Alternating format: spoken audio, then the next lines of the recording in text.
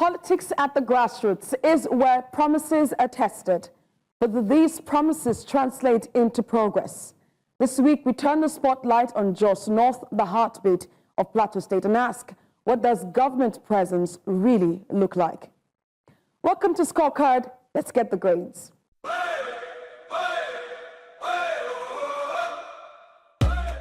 Every great day starts with a great morning, and at Breakfast Central, we understand the importance of starting your morning right. From 7 a.m. to 10 a.m., our team is dedicated to delivering a one-of-a-kind breakfast experience with vibrant conversations, detailed analysis, comprehensive reports, and on-location updates. Breakfast Central is for you, giving you more time for breaking news, more insights, and more of the stories that matter to you. Start your morning the right way. Breakfast Central, 7 a.m. to 10 a.m. Monday through Friday.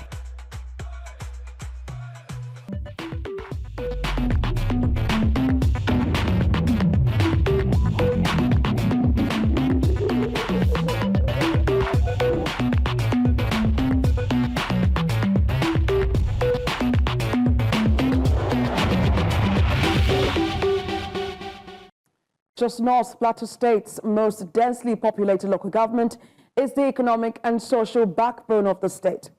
From the vibrant terminus market to its diverse communities and booming small-scale agriculture, it's where farmers, artisans, traders, and civil servants keep the wheels of the state turning. But here residents say that outside election season, they feel forgotten. Campaign promises fade, and basic needs like health care, schools, and roads remain unmet. According to the June 2025 Federation Account Allocation Committee report, Plateau State received a total of 8.76 billion naira, with Jos North getting 720 million naira for that month. Some projects have begun under the current administration, new roads, some renovations, but residents insist these are only small signs of progress in a sea of neglect. Well, this week on Scorecard, we ask the tough questions about leadership, transparency, and what it really means to serve at the grassroots.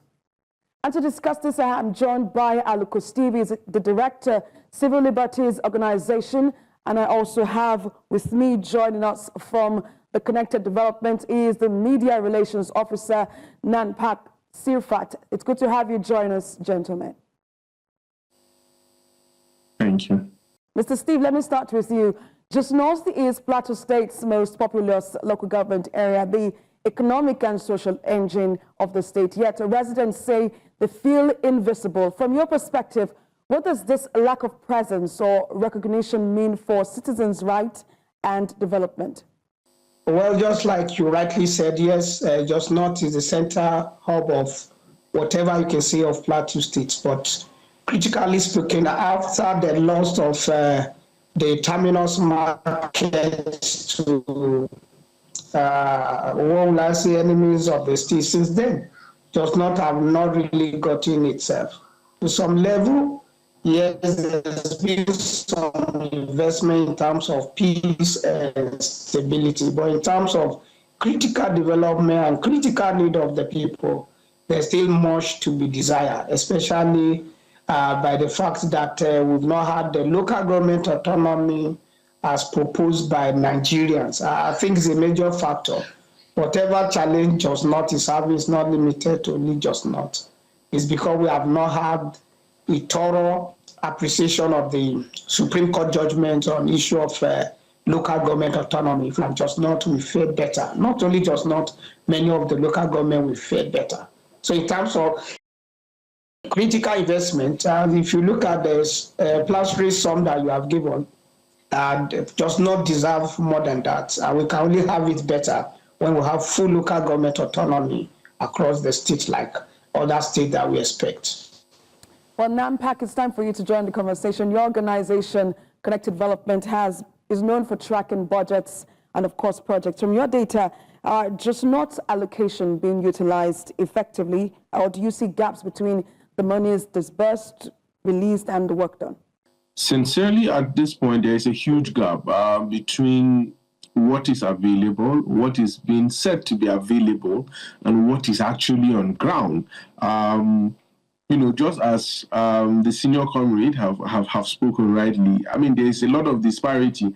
And while for us at Connected Development, we started this series called Facts About LGA just to identify and highlight to the Nigerian people that, look, as a result of the local government pronouncement by the Supreme Court, this is what is expected. This is what is being allocated to your local government, as at this point.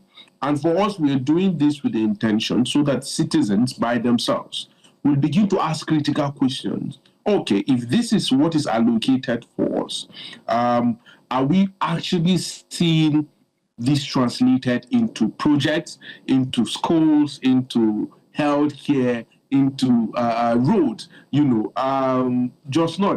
Just like every other local government in Plateau State. I mean, I'm from Plateau State, so I also understand, and see some of these things, beyond what we do at Connected Development is lacking behind, right? Most of the infrastructural development you see in the state is as a result of the state government intervention, state government projects, or federal government doing a few things here and there. But for local governments across Plateau State, you see that there is a disparity. I mean, in June alone, it said that Just Not got the allocation of about 720 million naira. Imagine what that would have done if these monies were truly, allocated and disbursed to these local government officials, and actually they are being used for what they are said to be used for. So there is a disparity, and then governance at that level, it's also going through a lot of challenges. Keep the issue of allocation aside. Elected local government officials need to understand when to stop playing politics and when to start doing governance. I mean, elections are over. It is time for governance, right? But what we see today is mostly trying to, even with the sum allocated to them at this point, is trying to compensate party loyalists, right? Try to just give a whole lot of appointment. That is what it's really paining me. So you right? feel that there is really no administration at the grassroots. Is that what you're trying to say? Other than compensation or political appointments. It's shaking at this point. Instead of focusing on governance, administration is suffering at the local level. Across board, across the 17 local governments of Plateau State, I can tell you this for sure, that governance, only a few local government you can pinpoint, not up to 5 among the 17, that you say, this local government, you can actually see what the local government chairmen are doing. Yeah, Mr. Steve, I know we've heard about decaying schools, overstretched hospitals, and of course, broken transport hubs. Where do you think the system is failing the people the most? Is it in terms of planning, funding, or is it implementation now?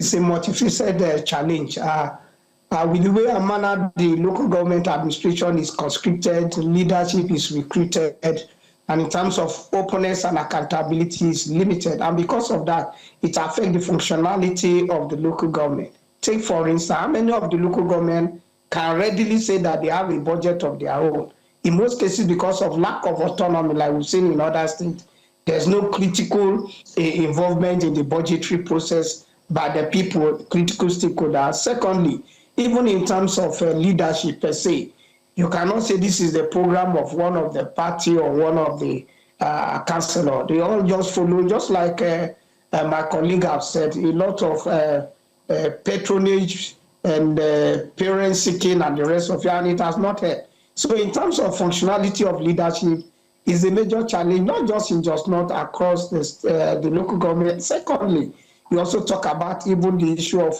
tenure. Already we are moving for another election coming next year, and you begin to wonder the time. And this is why some of us are very, very critical that until we have a local government autonomy in place across all the 774 local government of Nigeria, we may not be able to match the people's will the people's priority, the people's demand to whatever anybody is performing the office of either the chairman or the councillor. So what I'm saying is until we have a representative leadership at that level, we may not have it. And I expect more, even beyond just not, even other local government, while we've also have security challenges in other local governments because of abysmal performance of those at the local government level. It's not that we couldn't have had it better. We can have it better, but in terms of leadership recruitment, the politics that is involved, and then when people get to office, the politics and the priority they choose to play. So it not only affects the planning, it also affects the implementation. So a whole lot is amiss until we have local government autonomy. I'm strongly... For some persons would argue, Nankpak, some persons would argue that Plateau State has had a fair share, or should I say, of insecurity, particularly when this particular governor came into power.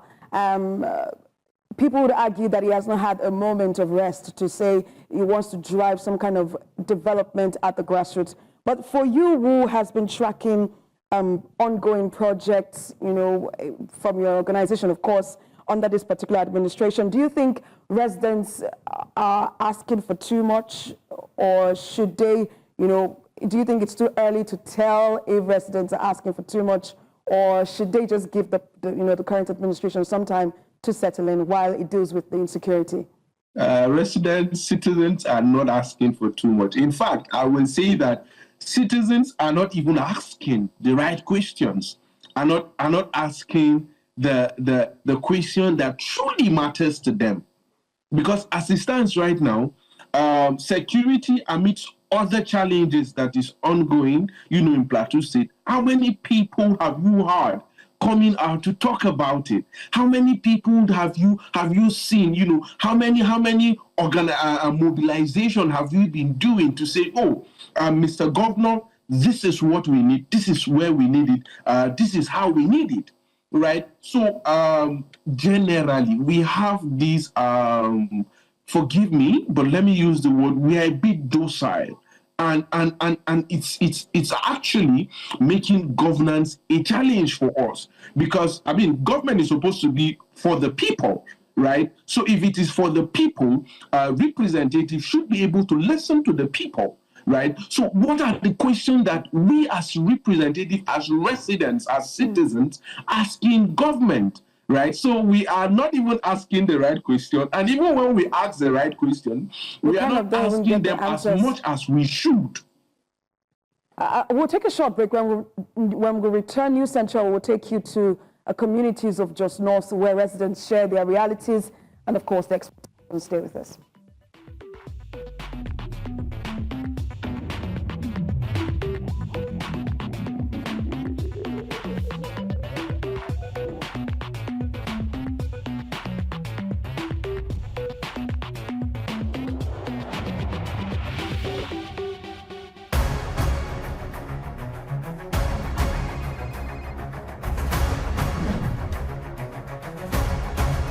How do we save this country?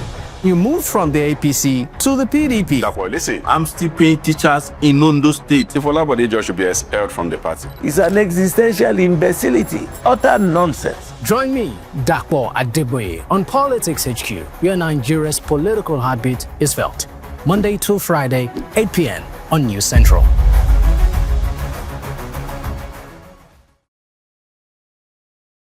A quiet call is growing louder in Plateau State's most densely populated local government area. From the city center to its remote outposts, residents of Just North are asking to be seen, not only during election seasons, but through visible governance and public investment. This is their plea, and this is their scorecard. Spanning 1,695 square kilometers, Just North is one of the 17 local government areas in Plateau State and the most populous. Its residents are farmers, artisans, and civil servants. They are the economic and social backbone of the state, but many say they remain invisible to those in power. During election seasons, Campaign promises ring throughout the local government area, but the residents of Jos North say those pledges vanish soon after the polls close. Here, the people are still waiting for the dividends of democracy to reach their doorsteps. The challenges are mostly resources. If you have resources at your disposal adequate for you to administer to your own proposals, you'll be able to achieve a lot. We are hoping that the federal government will give more attention to the local government, and then by the time we have more attention, we have more resources, we'll be able to develop our communities appropriately. Officials responsible for local government areas told us the key areas where intervention is needed most, highlighting infrastructure, health, education, and transport hubs. They feel in the villages there are no good schools, in the villages there are no good hospitals, in the villages there are no lights, in the villages there are no good access routes and all that. Security issues are also a challenge to us because it diverts our attention. So we are calling for the review of the sharing formula of the resources from the Federation so that the local government will have more and then development will start from the local government up to the federal government. There's a collective frustration here at the Plateau Riders Motor Park and Gadabu Park. In the 21st century, authority here say the facility still runs on yesterday's infrastructure. After that 2001 crisis, that was when we entered the park. You see, 20-something years ago. So they're supposed to have maintained, rearranged the park, not only to collect revenue from us. They have to make it conducive for us who are operating here, so that the revenue base will come up. You understand? If you maintain the park, provide most of the amenities here, whatever revenue you ask people to bring, they will feel free to bring it. We have one makeshift toilet there that is not even conducive for people. So we want standard one, a modern one that whoever enters there, especially the women, they will be very, very comfortable there. We don't have. Even the security. We are the people that provide the security here. We want government-assisted security, like police or the military. When it comes to infrastructure, some roads are seeing new life. Under Governor Caleb Mutfwang's administration, repairs and fresh construction have begun. In these instances, the residents say they are beginning to feel heard. I sleep on top of the titi yesterday. I turn. Kai, I feel like I'm in heaven. I thank Munufa very, very much. We dey pray so God will help Caleb Mufan with the people, with the community. All this community, we dey pray for Caleb Mufan. Thank God to this governor. He has remembered us. Indeed, he's a man of his word. The healthcare system is stretched thin, and those who suffer most are the mothers, the children, the elderly, those who need care the most. We want the government to have more employment so that we are going to use our work will be very easier for us. Then the second one, we are having shortage of vaccines or outage of vaccines. Then the third one, we are having issues of electricity and the chairs, which is the furnitures. We have been here since morning and I don't think up to 10 people have gotten their vaccines. My place is very far from here. It's very far. It's assuming that those that are doing it every day and every facility that will have it, I will not come here. I'm spending much money for transport. As you can see, the children too, they are tired. Jos North's education sector also tells a troubling story. For every school that has been renovated, several more languish in disrepair. St. Luke's, founded in 1927, is one such school. Although its foundation is rich in history, its condition is now poor in dignity. All the classes, we don't have ceilings. So I said, if at all the government can be able to help us put ceilings in the classes so that the children can have a conducive learning environment, we'll be grateful. We don't have much furniture, we don't have playground. You find out that 4 children are sitting on a particular chair and then the roof is leaking. Teachers don't have books, teachers don't have materials to work, and that has demoralized the effort of teachers. We have pit toilets and all of them are not working. The children defecate around, even the teachers. We go out to ease ourselves, we look for corner, maybe at the back of the classrooms, that is where we ease ourselves. I started the job 2018 and today we are in 2025 now. I've not been promoted, no any annual increment. I've been stagnant in a particular place, and as a teacher there's no motivation to this work. Just North is more than just numbers on a map. It's a community of people waiting for governance they can see, feel, and live through. They say they do not want promises anymore. They want tangible government presence and action that benefit them for the long term.